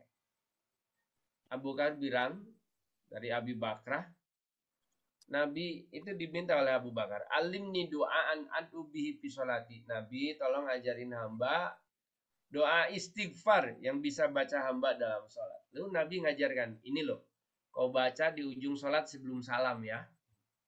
Kalau di Tarjih Muhammadiyah itu, setelah tahiyat awal sebelum bangkit ke rakaat ketiga, baca ini. Setelah inna hamidum majid, baca doa ini. Istighfarnya yang Nabi ajarkan dalam sholat kepada Abu Bakar. Panjenengan ngerti Abu Bakar itu as-siddiq. As-siddiq itu benar, imannya benar, gak pernah bohong. Itu loh masih minta kepada Nabi resep untuk bisa menghapuskan dosa. Dalam sholat lagi. Nabi keluar, baca ini. Ini hadisnya Bukhari Muslim, sahih, muttafaq alaih. Panjenengan bisa baca ini. Nanti saya kasih ke Ustadz Endri ya, ini filenya. Ada di WA saya. Siap. Ini dihafal Bapak Ibu, dibaca karena ini doa mohon ampun. Panjenengan kalau udah diampuni selesai sudah. Karena orang masuk surga itu udah dapat ampunan. Ini yang kedua. Yang ketiga doanya ini, Sayyidul Istighfar. Jadi insya Allah udah hafal. Sayyidul Istighfar. Istighfar itu penting, tapi yang lebih penting lagi membaca Istighfar. Sehingga Nabi bersabda, idza qala hina yumsi pamata dakhala jannah. Kalau baca pagi gak nyampe sore kok meninggal di siang hari, orang ini masuk surga dia. Wa idza qala hina yusbi, lalu baca waktu sore gak nyampe subuh tengah malam wafat, maka surga untuknya. Nah, saya selalu baca setelah zikir wirid habis sholat ini, istighfar ini. Sayyidul Istighfar. Jadi doa-doa itu panjenengan banyak. Satu, la ilaha illallah wahdahu la syarikalah lahul mulku wa hamdu wa ala kulli syai'in qadir. Lalu Allahumma ini dalam tu nafsi, lalu Allahumma anta rabbi, lalu rabbana atina fid dunya hasanah. Baik Bapak Ibu, kayaknya ini kalau kurban nggak cukup waktunya. Bahasanya banyak sekali. Nah, kalau kurban kalau ada yang tanya jawab boleh, tapi bismillah lah. Kurban itu kita niatin untuk keluarga kita, baik yang masih hidup maupun yang telah wafat. Satu amal yang saya tahu yang boleh diniatin, niatnya lipat-lipat diniatkan untuk keluarga bahkan yang telah wafat. Itu hanya satu, kurban. Yang lain nggak boleh. Sholat nggak boleh, haji lu juga nggak boleh. Puasa apalagi. Tapi kalau kurban, bismillah niatin untuk Allahumma taqabbal minni wa min ahli. Ya Allah terimalah ini dari hamba dan dari keluarga hamba. Basmalah, lalu doa, niat kayak gitu, lalu nyembelih. Seperti itu. Baik, mohon maaf udah agak melampaui budget waktu. Saya kembalikan ke Ustadz Endri. Tadi siapa itu? Bu Lili. Bu Lili. Iya Pak Ustadz, terima kasih. Terima kasih, alhamdulillah ya barakallah. Demikian rekan-rekan tadi paparan yang luar biasa dari Ustadz Dr. Ajeng Kusmanah ya, yang mengusung tema amalan seputar Dzulhijjah. Luar biasa, setelah kita cermati tadi ternyata bulan Dzulhijjah memang bulan yang luar biasa. Bulan yang begitu dimuliakan, yang paling dimuliakan oleh Allah di antara 4 bulan yang dimuliakan Allah. Ya. Nah, oleh karena mengapa demikian ya? Karena ada beberapa amalan tadi, 10 hari pertama di bulan Dzulhijjah ini luar biasa ya, kan lebih afdol dibandingkan amalan-amalan di bulan-bulan yang lainnya, bahkan bulan Ramadan ya. Nah, 10 hari pertama amalan yang harus kita lakukan tadi apabila kita ingin mendapatkan barokah Allah yang lebih, yakni tadi sholatnya minimal termasuk sholat sunnah di dalamnya minimal 100 rakaat. Kemudian sedekah ya. Sedekah ini luar biasa keistimewaannya ya, bahkan tadi dijelaskan oleh Ustadz bahwa orang yang mati andai bisa dihidupkan kembali, mereka pun ingin bersedekah ya. Karena beberapa keistimewaan tadi yang disampaikan, dengan sedekah bisa memadamkan panas kubur.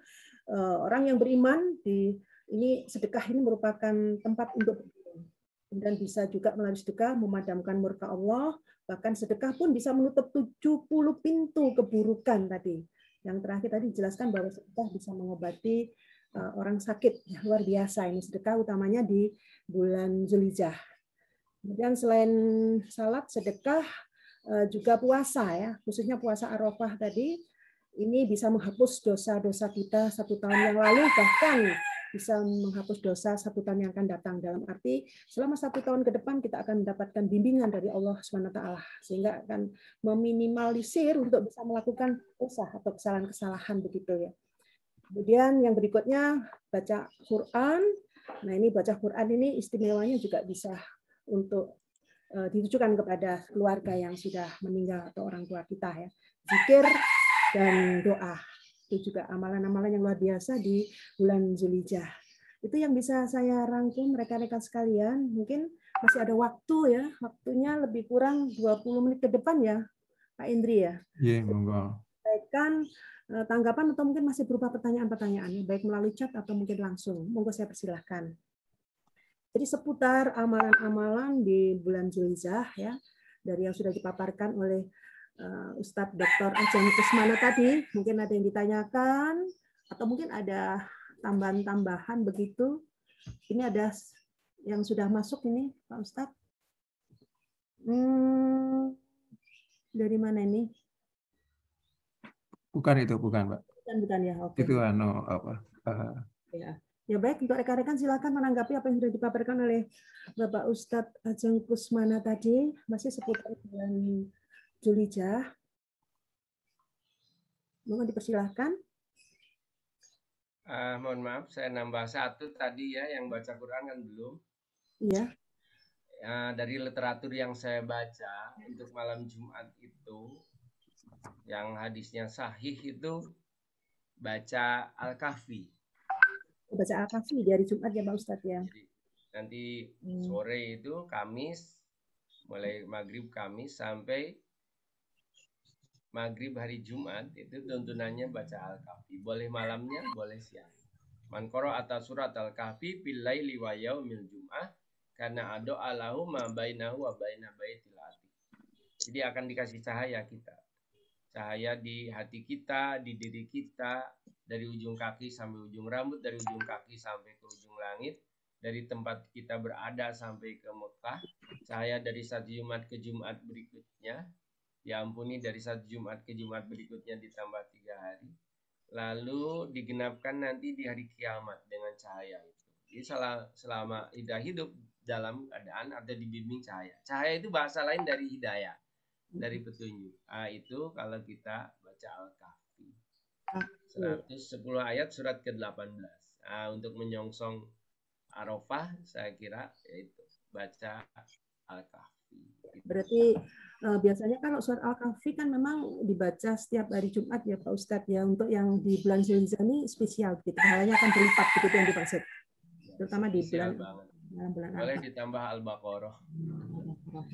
Al-Baqarah untuk menyucikan diri, membersihkan hati, membersihkan rumah. Jadi mohon maaf, dari hadis yang saya baca itu, kalau ada rumah bermasalah, anggota keluarganya kok kelihatannya kurang sakinah, baca aja Al-Baqarah berulang-ulang. Apalagi rumah baru ya. Tapi niatnya ya karena Allah, untuk bersihkan diri, bersihkan rumah kita.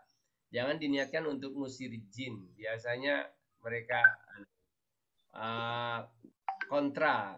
Udahlah kita baca dulu, dengan sendirinya mereka akan cari tempat lain karena udah merasa gak kerasan di rumah itu. Salah satunya karena malaikat ngeliputi, jadi datang. Khusus Baqarah itu. Yang saya tahu Al-Baqarah itu yang harus dibacakan.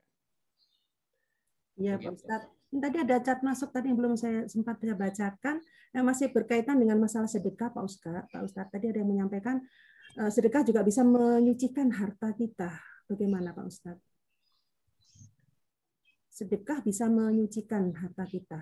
Mensucikan, oh iya.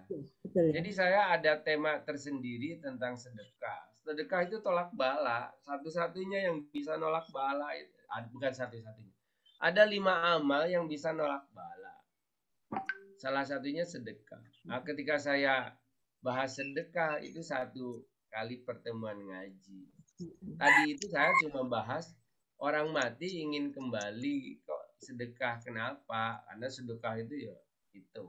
Tapi aslinya sedekah itu yo banyak, bukan itu aja. Kalau dirinci ada sekitar 20-an lah pahala sedekah. Salah satunya tolak bala. Di samping menyucikan harta, iya bunyinya kan gitu, itu tohir, itu menyucikan. Ini kita yang mohon maaf ya, saya termasuk yang ngikut pendapat bahwa PNS itu yuk kena pajak profesi, zakat profesi. Karena bukan petani aja, kita dapat. Apalagi orang yang bergelut di jasa. Dia merasa bukan petani lalu gak mau zakat. Oh gak gitu. Segala sesuatu yang menjadi ladang, lahan, nafkah kita. Kalau di zaman Nabi kan mungkin setting sosialnya itu masih terbatas ya. Kalau nggak beternak, berdagang, bertani. Kalau sekarang kan sangat luas ya, termasuk jasa. Justru dari jasa, ngapunten. Pak Nadiem Makarim itu kan apa jasa atau dia punya situs aja. Terus Jack Ma itu yang pemilik Alibaba, dia kan cuma punya situs aja dia. Orang-orang kaya sekarang itu cuma jualan situs. Itu kalau kan bukan petani, masa gak kena pajak? Sementara petani yang harus beli pupuk, nanam, ngurusi, ngerawat itu ada zakatnya. Jadi saya setuju tetap ada zakatnya. Sehingga ibu yang berkata zakat termasuk penyuci, iya. Jadi kalau itu mohon maaf bukan sedekah ya. Kalau itu bukan sedekah. Karena ada zakat wajib itu ya. Sedekah itu bisa berupa zakat. Zakat yang wajib. Lalu zakat yang sunnah. Zakat yang sunnah yuk infak itu. Infak itu yang tidak dibatasi oleh waktu. Yang wajib kan zakat fitrah itu ya. Lalu selain itu kategorinya ya sedekah dalam arti yang diinginin oleh mayit itu. Betul, sebagai penyuci. Penyuci itu bagaimana? Rata-rata itu zakat fitrah. Bunyinya zakat fitrah. Zakat penyuci diri. Termasuk di dalamnya zakat mal, zakat jiroah, zakat tijaro, zakat perdagangan, zakat pertanian, zakat harta. Tapi jangan lupa zakat penghasilan. Kita yang PNS itu ya. Jadi Pak Ustadz, ada rumor ya, rumor atau mungkin guyonan ya. Ada sebagian orang kadang mengelak kaitannya dengan tuduhan penyimpangan apa ya, seperti korupsi misalnya. Orang yang korupsi itu karena sebagian besar katanya nanti akan disodakoh karena akan diamalkan, itu katanya sih bisa menyucikan harta atau bisa paling tidak menetralkan kembali korupsinya. Itu apa benar demikian? Itu apakah hanya sekedar rumor aja Pak Ustadz itu? Tapi bukan pengalaman pribadi panjenengan. Kan saya seorang guru Pak Ustadz. Guru itu susah, korupsinya apa yang dikorupsi? Ada dari teman Pak Ustadz, kan saya pernah jadi teman itu yang kerja di salah satu instansi. Nah, jawabannya seperti itu. Apakah itu rumor atau gimana? Kalau katanya dia kalau misalnya nggak cari lebih, nggak tahu istilahnya di korupsi tadi nggak bisa beramal lah, membantu masjid dan sebagainya. Nah seperti itu Pak Ustadz, gimana ini sungguh nih? Ya, jadi ada kaidah ma harama itauhu faharama ma harama akhzu faharama itauhu. Apa yang diharamkan untuk ngambilnya maka diharamkan juga untuk ngasihkannya. Maksudnya gini, korupsi itu kan diharamkan. Ya, betul. Berarti ketika nyedekahkan dari harta korupsi yo gak sah. Jangankan korupsi, saya suka membandingkan dengan ngutang. Jadi orang hutang itu ke bawah mati. Iya. Makanya orang hidup itu, tadi kan ada 8 amal ya untuk orang mati. Salah satunya, tapi nggak saya baca, tadi saya lewati. Karena itu tema tersendiri sih, amalan yang masih tersisa bagi orang mati. Jadi orangnya udah mati, tapi ada 8 amal yang ngalir terus. Ya tadi saya lewati. Salah satunya nyaur utang. Karena Nabi itu gak mau nyolati orang yang masih punya utang. Tanya pada sahabat. Ini orang punya utang nggak? Punya. Siapa yang nanggung? Nggak ada yang wajib. Lalu Nabi bilang, kalau gitu aku udah gak mau nyolatin. Nabi itu gak mau nyolati orang yang masih punya utang. Padahal orang punya utang itu kan ingin nyaur. Sampai ingin nyaurnya itu kalau utangnya di gang 1, dia gak mau lewat di gang 1. Karena takut ketemu ntar kalau ditagih gak punya. Dia masih ingin nyaur. Kalau orang korupsi itu kan nggak ada istilah ingin nyaurong, dia itu nyuri dengan bahasa halus pakai ilmu. Kalau nyuri di pasar itu namanya ngempit ya. Kalau nyuri di ruko itu namanya ya ngerampok ya. Tapi kalau nyuri dengan pakai ilmu berdasi itu namanya korupsi. Iya Pak Ustadz. Orang korupsi itu nggak ada yang ingin mengembalikan.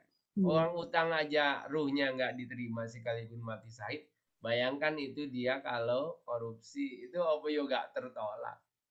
Iya. Terima kasih Pak Ustadz. Nggak bisa hasil korupsi lalu untuk menyucikan harta hasil korupsinya dengan dijakati. Kalau ingin nyucikan itu semua dikembalikan. Karena korupsi itu milik negara, milik rakyat, maka mengembalikannya ke umat. Mohon maaf. Kalau dikembalikan ke negara jadi nggak jelas nanti kasnya karena ada RAPBD ya. Itu kalau dikembalikan ya susah juga. Jadi tambah gak jelas. Saran saya ya kasihkan NU Muhammadiyah selesai. Nah, itu dia. Okay. Iya Pak Ustadz. Ya tadi ada Mbak Iin ya akan bertanya. Monggo silakan yang akan bertanya. Kepijet kayaknya. Oh kepijet. Mbak Iin. Ini Revi. Kak Lili, saya mau bertanya. Ini dari saudari Revi Safitri ya silakan. Revina Sawitri. Assalamualaikum warahmatullahi wabarakatuh, Pak Ustadz. Terima kasih atas tausiahnya pagi ini. Pertanyaan saya adalah, apakah kalau kita memberikan hutang kepada saudara begitu, dan nampaknya saudara ini nyuwun sewu barangkali ada dalam kesulitan gitu, dari beberapa tausiah yang saya dengar, kita harus menagih sebanyak 3 kali. Kemudian setelah 3 kali kita menagih dan dia tetap masih belum mampu, terus bagaimana langkah kita selanjutnya Pak Ustadz? Agar kita sama-sama enak, yang saudara yang berhutang juga enak, yang memberi hutang juga enggak kepikiran nagih-nagih terus. Bagaimana solusinya Pak Ustadz? Nah terus suwun, Assalamualaikum warahmatullahi wabarakatuh. Warahmatullahi wabarakatuh. Ini saya baca hadis ya, judul hadis itu iktikaf sebulan di Masjid Nabawi, di Madinah, di Masjid Nabi. Itu termasuk masjid yang memberkati barokah ya. Itu Nabi bersabda, aku menemani saudaraku untuk dapat nafkah, uhibbu ilaya, lebih aku cintai min an a'takifa fi hadal masjid sahran, ay Masjid Nabawi. Aku nemenin saudaraku untuk dapat nafkah, jadi bantu ya. Itu kalau dibandingkan dengan pahala, dia lebih baik dari iktikaf sebulan di Masjid Nabawi. Namanya iktikaf juga ada sebulan. Iktikaf 10 hari itu pun Ramadan. Tapi Nabi bilang, lebih baik dari iktikaf sebulan di masjidku. Jadi saran saya gini, dah bismillah.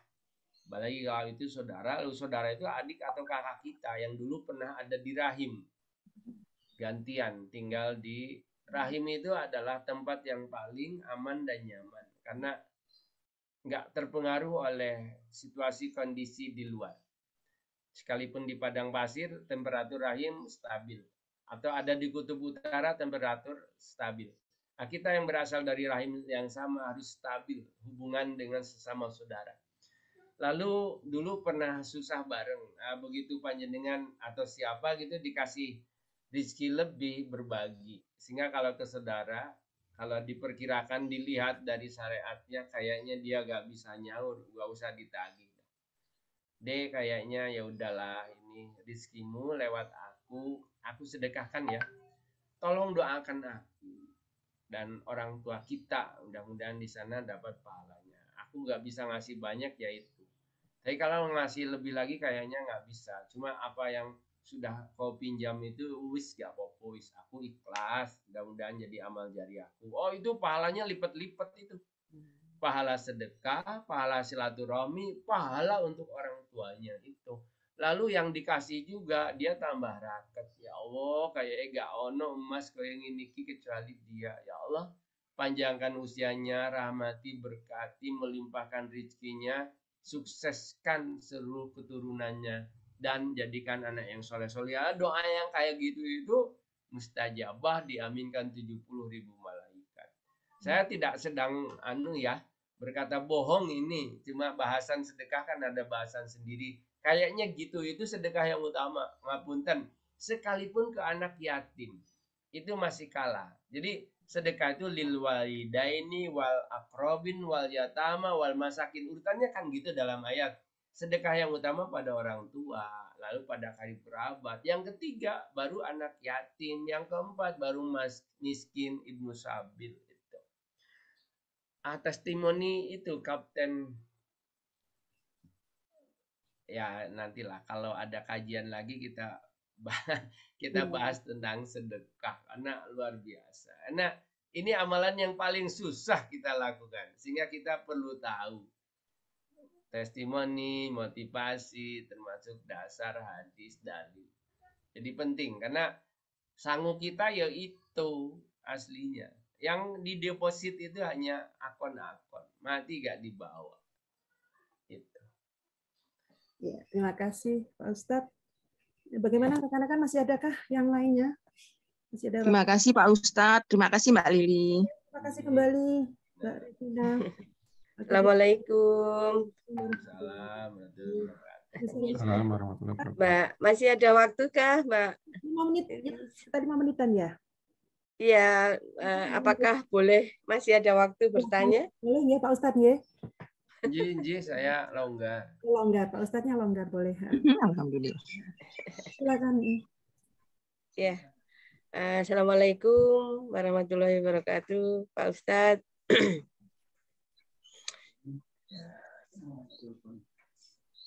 Saya bertanya.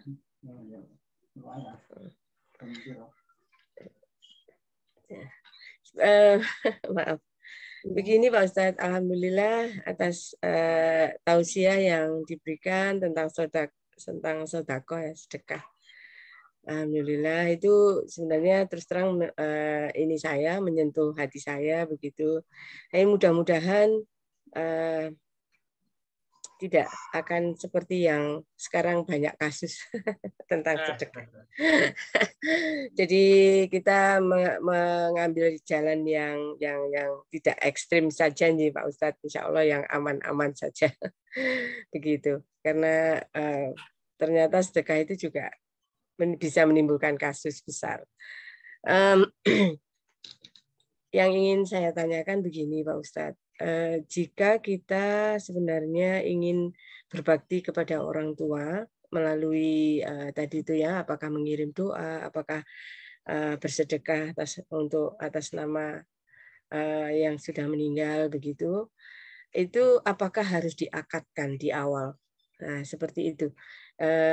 Ya alhamdulillah itu keluarga kami memang kemarin alhamdulillah bisa diberi kesempatan untuk bisa wakaf dan akhirnya menjadi satu baitul ya, musola baitul mutakin, dan itu di awalnya itu memang kita akadkan untuk orang tua dan seluruh keluarga. Apakah yang demikian itu memang ya insya Allah sesuai dengan apa yang digariskan, maksudnya itu seperti itu pertanyaannya. Apakah harus ada akad bahwa ini akan saya sedekahkan kepada siapa begitu. Itu yang pertama. Kemudian yang kedua itu ini Pak Ustadz. Saya tuh tertarik ya karena setelah saya ingat-ingat kembali, Masya Allah, haji tahun ini tuh haji akbar nih, yang terjadi hanya 4 tahun sekali dan wukufnya pada hari Jumat. Dan itu pahalanya lebih dari kalau biasanya mungkin 10.000 ini dikalikan 100.000. Nah itu Masya Allah, makanya yang haji itu Masya Allah sekarang ini pahalanya. Nah itu apakah memang itu tuh ada tuntunannya gitu, ada hadisnya ya, Masya Allah. Saya tuh percaya, senang saya kalau ada pahala yang besar itu, saya senang Pak Ustaz. Jadi apakah memang itu memang seperti itu dan itu janji Allah itu seperti itu. Mungkin itu saja dulu Pak Ustaz yang saya ingat saya. Nanti kalau kepanjangan nanti waktunya. Matur nuwun Pak Ustaz. Assalamualaikum warahmatullahi wabarakatuh. Waalaikumsalam. Baik. Suaranya bisa dengar ya? Nah, bagus. Ya Allah. Oke. Jadi sedekah dialamatkan, diniatkan, diikrarkan, diakadkan itu benar. Karena memang diniatkan. Misalnya ke takmir musola atau ke pengurus NU atau pengurus Muhammadiyah. Ini saya bangun masjid untuk panjenengan, mohon dikelola atas nama ayah saya, ibu saya. Dan mohon maaf kalau diperkenankan nama masjid itu nama masjid ayah saya. Itu boleh itu. Gak apa-apa. Ya orang mati kan nggak ngerti dia, udah ikhlas. Jadi biar terkenang lah. Jadi nggak cukup sedekah. Atau karena ada sih tetangga saya, dia bangunin masjid musola tapi nggak mau sholat. Tapi dia bangun sampai selesai, biayai. Tapi sholat nggak mau. Dia merasa dengan bangunin itu, lalu pahala orang yang jamaah ngalir ke dia. Dianya nggak sholat. Kayaknya sih ya baik, tapi belum tepat. Begitu betul terjadi. Saya sampai gulung geleng-geleng. Duh emane wong iki. Lele, sholat itu kan bukti dia jadi hamba. Lah kalau nggak mau sholat berarti dipecat oleh Allah jadi hamba.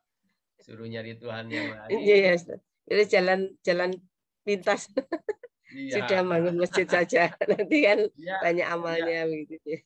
Dia pakai kalkulasi matematis, bukan. Tapi ya tetap itu baik ya. Cuma mudah-mudahan lah suatu ketika dia tergugah. Itu boleh. Jadi diniatkan dengan akad itu bisa dan boleh. Pak kalau lupa nggak diakadkan, nggak diniatkan, Allah itu lebih tahu. Jadi hati jangan udah keluar baru kretek niat dalam hati nggak kesampaian udah dicatat itu. Jadi lebih sensitif dari Pentium Core 2 dual core atau i berapa sekarang itu. Itu udahlah, insya Allah semua kebaikan. Wa may ya'mal misqala dzarratin khairan yara wa may ya'mal misqala dzarratin syarran yara. Allah itu sensitif banget. Itu boleh jadi diniatkan gitu. Dan itu nyampe. Banyak bahasan tentang ini. Nanti kita bahas tentang 8 amal yang tersisa untuk orang yang wafat. Salah satunya ya sedekah itu. Saya kira dalam hal ini sepakat. Nggak ada. NU Muhammadiyah kayaknya sama ini. Kalau kita di Indonesia kan mesti gitu toh. Ngaji di kono agamanya NU, aku mau agamaku Muhammadiyah. Itu di kalangan grassroots begitu. Kalau kita kan kayaknya udah enggak sih. Yang penting ada dalil, ada dasar jelas ya dari mana siapapun, oke kita ambil. Jadi yang pertama gitu. Yang kedua, betul ini. Ini berangkatnya 45%, biasanya kan 100%, 270.000 kuota kita, karena 270 juta. 10%-nya itu. Ini sekarang dipangkas. Hanya 100.000 yang berangkat. Lalu dipotong. Yang 65 ke atas nggak boleh berangkat. Jadi ini haji spesial banget. Namanya Haji Akbar ya. Dan itu terjadi di hari Jumat. Jumat itu hari yang spesial. Orang meninggal di hari Jumat itu indikator husnul khotimah. Boleh sih panjenengan itu minta, ya Allah wafatkanlah hamba di hari Jumat. Karena orang meninggal di hari Jumat itu nggak bisa diinden, itu izin dari Allah. Orang kalau diwafatkan di hari Jumat, satu disolatkan setelah Jumat. Saran saya siapapun yang wafat di hari Jumat jangan dikuburkan sebelum Jumatan. Setelah Jumatan aja minta disalatin di masjid yang ada Jumatan di situ. Karena memang bunyi hadisnya kayak gini. Man mata min muslimin min rajulin muslimin fayaqumu ala janajatihi arbauna nafaron kana syafa'ahullahu fihi. Jadi orang yang wafat kemudian disolatkan oleh orang yang jumlahnya nyampe di 40 orang, maka Allah ampuni dosa orang itu, dikasih syafaat, diselamatkan, jaminannya surga. Syaratnya orang yang nyolati dengan orang yang nyolati dan yang disolati la yusrikuna billahi sayan. Enggak berbuat syirik. Karena di syirik itu dosa yang Allah enggak ampuni apalagi sampai ke bawah mati. Syaratnya hanya itu. Susah kan? Di luar Jumat orang bisa nyolatin lebih dari 40 bahkan ratusan kalau orang Jumat. Makanya orang yang wafat di hari Jumat itu orang terpilih. Tapi syaratnya disolatin, bukan wafat di Jumat toh. Sama dengan wafat ketika di Arafah atau di Tanah Suci. Sehingga orang bunuh diri dari lantai 5. Kenapa? Ini Tanah Suci. Daripada aku pulang, belum tentu mati di sini, lalu dia bunuh diri. Oh, salah konsep itu. Ada itu jamaah haji yang bunuh diri karena ingin mati di Tanah Suci. Dia tidak utuh lah pemahamannya. Jadi haji akbar itu haji yang spesial. Dan ini tidak direkayasa. Saya anggap tidak direkayasa itu karena pemerintah Arab itu menggenapkan Dzulqa'dah 30. Loh kalau Dzulqa'dah masih 29, ya saya masih duga-duga ini kayaknya rekayasa dia agar dapat haji akbar. Ini bukan, karena udah nggak ada lagi hari dalam 1 bulan kecuali 30. 31 nggak ada kalau Hijriah. Kalau Masehi ada sih. Jadi ini haji akbar banget. Oleh karena itu panjenengan yang ngambil Arafahnya Jumat benar sudah. Dengan tidak menyalahkan yang lain, itu urusannya lah orang yang punya dasar. Tapi kita ambil yang afdol, yang spesial, sama-sama ada dalil gitu. Jadi saya sih ngambilnya Jumat aja. Gitu. Ngoten Umi Zakia, Ibu Umi Zakia. Umi itu kan udah ibu, jadi Umi Zakia itu double saya manggilnya, kuadrat Umi. Ibu-ibu. Ibu Zakia. Iya. Terima kasih Umi juga Pak Ustadz. Ini waktunya sebelum mengakhiri ya. Pak Ustadz, satu pertanyaan ya. Kaitannya dengan Idul Adha, ini mungkin korban sapi Pak Ustadz. Itu kan bisa sendiri, bisa ditanggung 7 orang. Nah ini pertanyaannya, apakah pahalanya sama antara yang seorang dengan yang 7? Terus yang kedua, kenapa harus 7 orang? Mohon tahu dalilnya Pak Ustadz. Gini, saya share ya apa sekarang. Saya share aja untuk filenya. Kalau jelasin kan panjang banget untuk dalil-dalil. Untuk ini tentang kayaknya itu di file ada Ustadz Henry di bawah. Di sapi 7 orang maksimal, nggak boleh 8. Kurang dari 7 boleh Pak Ustadz? 5. Kurang dari 7 boleh, tapi lebih nggak boleh. Jadi 1 sapi 1 orang bener. Itu yang bagus. Jadi Pak Presiden kita itu kalau kurban kan 1 sapi limusin 150 juta sendirian. Oh itu yang baik. Panjenengan boleh niru sih kalau kebaikan. Sapi limusin. Tapi nggak boleh karena 150 juta nggak boleh. 1 limusin ditanggung 10 orang. Kalau nominal kan tetap banyak, 1 orang 15 juta. Tapi tetap nggak boleh. Karena batas maksimal. Itu 7 orang. Ada sisa ini. Biasanya urunan 3 jutaan kali 7, 21. Kok ketemunya 24? Sisa yang 1 lagi. Dibelikan kambing, lalu diniatin 7 orang lagi. Boleh nggak? Tetap nggak boleh. Berarti itu bukan kurban, tapi sedekah. Kurbannya ya sapi itu. Yang 1 kambing itu bukan kurban, tapi sedekah dari 7 orang. Kalau kurbannya tetap. Atau gini, kayaknya ini sih kurang harga sapi 2 habis. Ini Ustadz Henry anunya apa slide-nya. Jadi itu ya 1 kambing 1 orang. Juga bukan urunan. Kalau urunan itu bukan kurban, tapi itu sedekah. Urunan itu bukan kurban. Kayak yang di sekolah-sekolah, itu jatuhnya sedekah. Baik apa enggak? Ya baik juga sih. Tapi diniatkan kurban salah. Kurban itu kalau arisan itu masuk kurban. Misalnya bapak-bapak ini, ibu-ibu ikut arisan, lalu dapat giliran. Dapat uang lalu belikan hewan kurban, diniatin untuk panjenengan yang menang, itu boleh. Yang nggak boleh memang diniatin untuk anggota arisan, itu juga benar. Iuran dengan arisan beda. Kalau iuran kan selesai. Kalau arisan itu yang belum sempat itu dia masih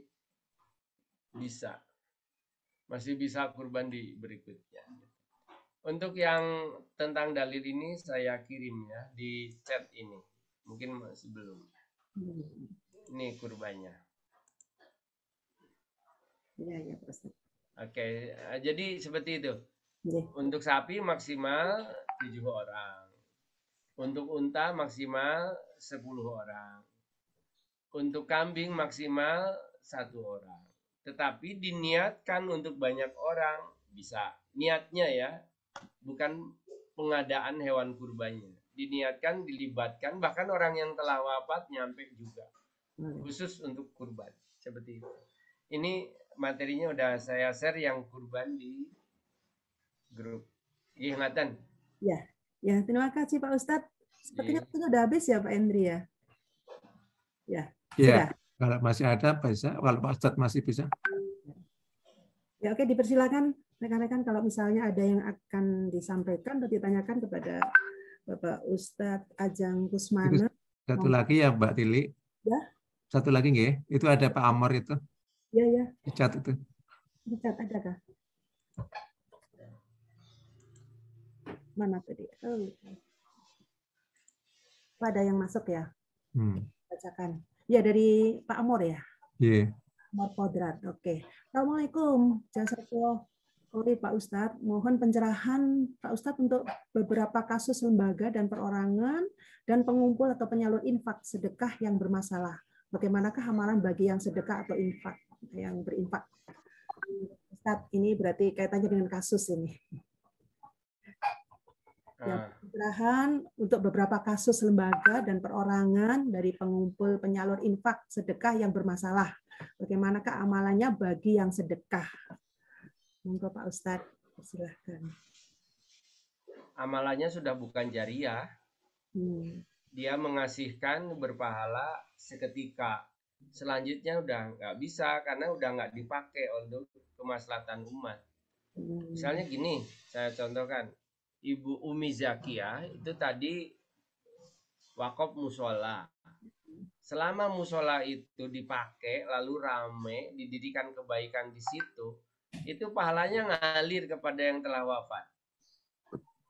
Tetapi kepada orang yang ngasih ke ACT misalnya ya, itu kan nggak disalurkan. Sebagian dihabisin oleh petinggi-petinggi ACT pengurusnya. Kan nggak terjadi kebaikan, nggak ada jariah, ngalir orang dihabisin bahkan dikorupsi, diambil. Tapi dapat pahala sedekah cuma nggak jariah. Kan ada tuh amal-amal kebaikan yang dapat pahala tapi tidak ngalir terus. Ngalir terus itu namanya jariah. Yang nggak ngalir ya amal soleh toh tapi nggak jariah. Dosa kan ada dosa jariah juga. Ada dosa melakukan selesai, tapi ada dosa yang terus berlanjut karena diikutin, dirawat agar tetap ngalir. Kayak gitu. Jadi yang ke lembaga, makanya saran saya udah gak usah percayalah ke yang online itu, nggak jelas. Makanya saya kalau dikirimin permohonan dana dari panti asuhan ini segala macam itu nggak saya kasih. Satu ya nggak ada stempel lembaga, yang kedua lembaganya nggak dikenal lagi. Itu rawan banget karena orang semua itu jangankan yang nggak beriman, nggak punya iman, yang beriman itu loh tampilannya kayak sok-sok ngalim-ngalimo.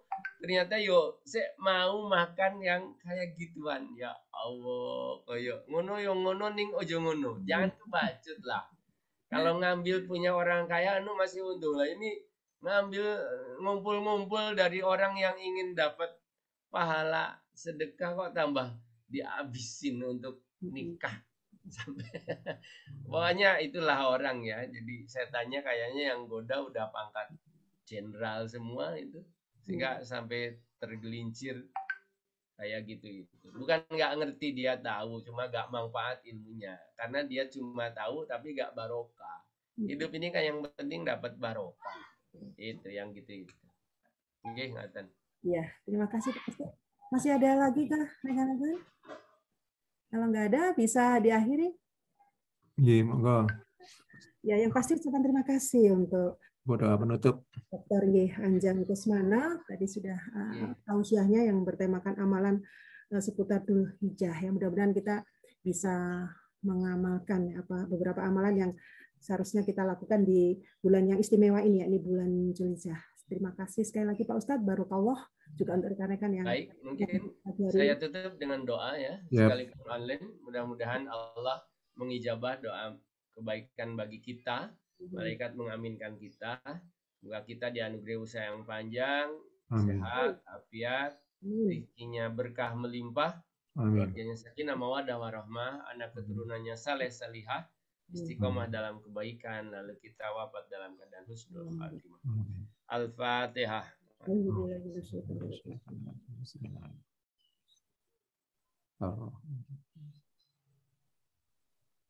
Allahumma salli ala Muhammad wa ala ali Muhammad.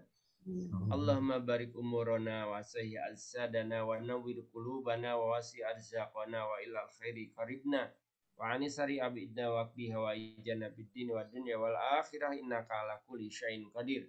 Rabbana hab lana min azwajina wa dzurriyyatina qurrata a'yun waj'alna lil muttaqina imama. Rabbana atina fid dunya hasanah wa fil akhirati hasanah wa qina adzabannar. Subhana rabbika rabbil izzati amma yasifun wa salamun alal mursalin walhamdulillahi rabbil alamin. Amin. Lebih kurangnya mohon maaf dari saya. Akhirul kalam. Assalamualaikum warahmatullahi wabarakatuh. Waalaikumsalam warahmatullahi wabarakatuh. Waalaikumsalam warahmatullahi wabarakatuh. Dan tadi ceramah pagi di kajian suku online ya, yang temanya amalan seputar Dzulhijjah, yang mudah-mudahan bermanfaat bagi kita dan kita tahu apa yang seharusnya kita laksanakan di bulan istimewa ini. Allahumma rahamna bil Qur'an waj'alhu lana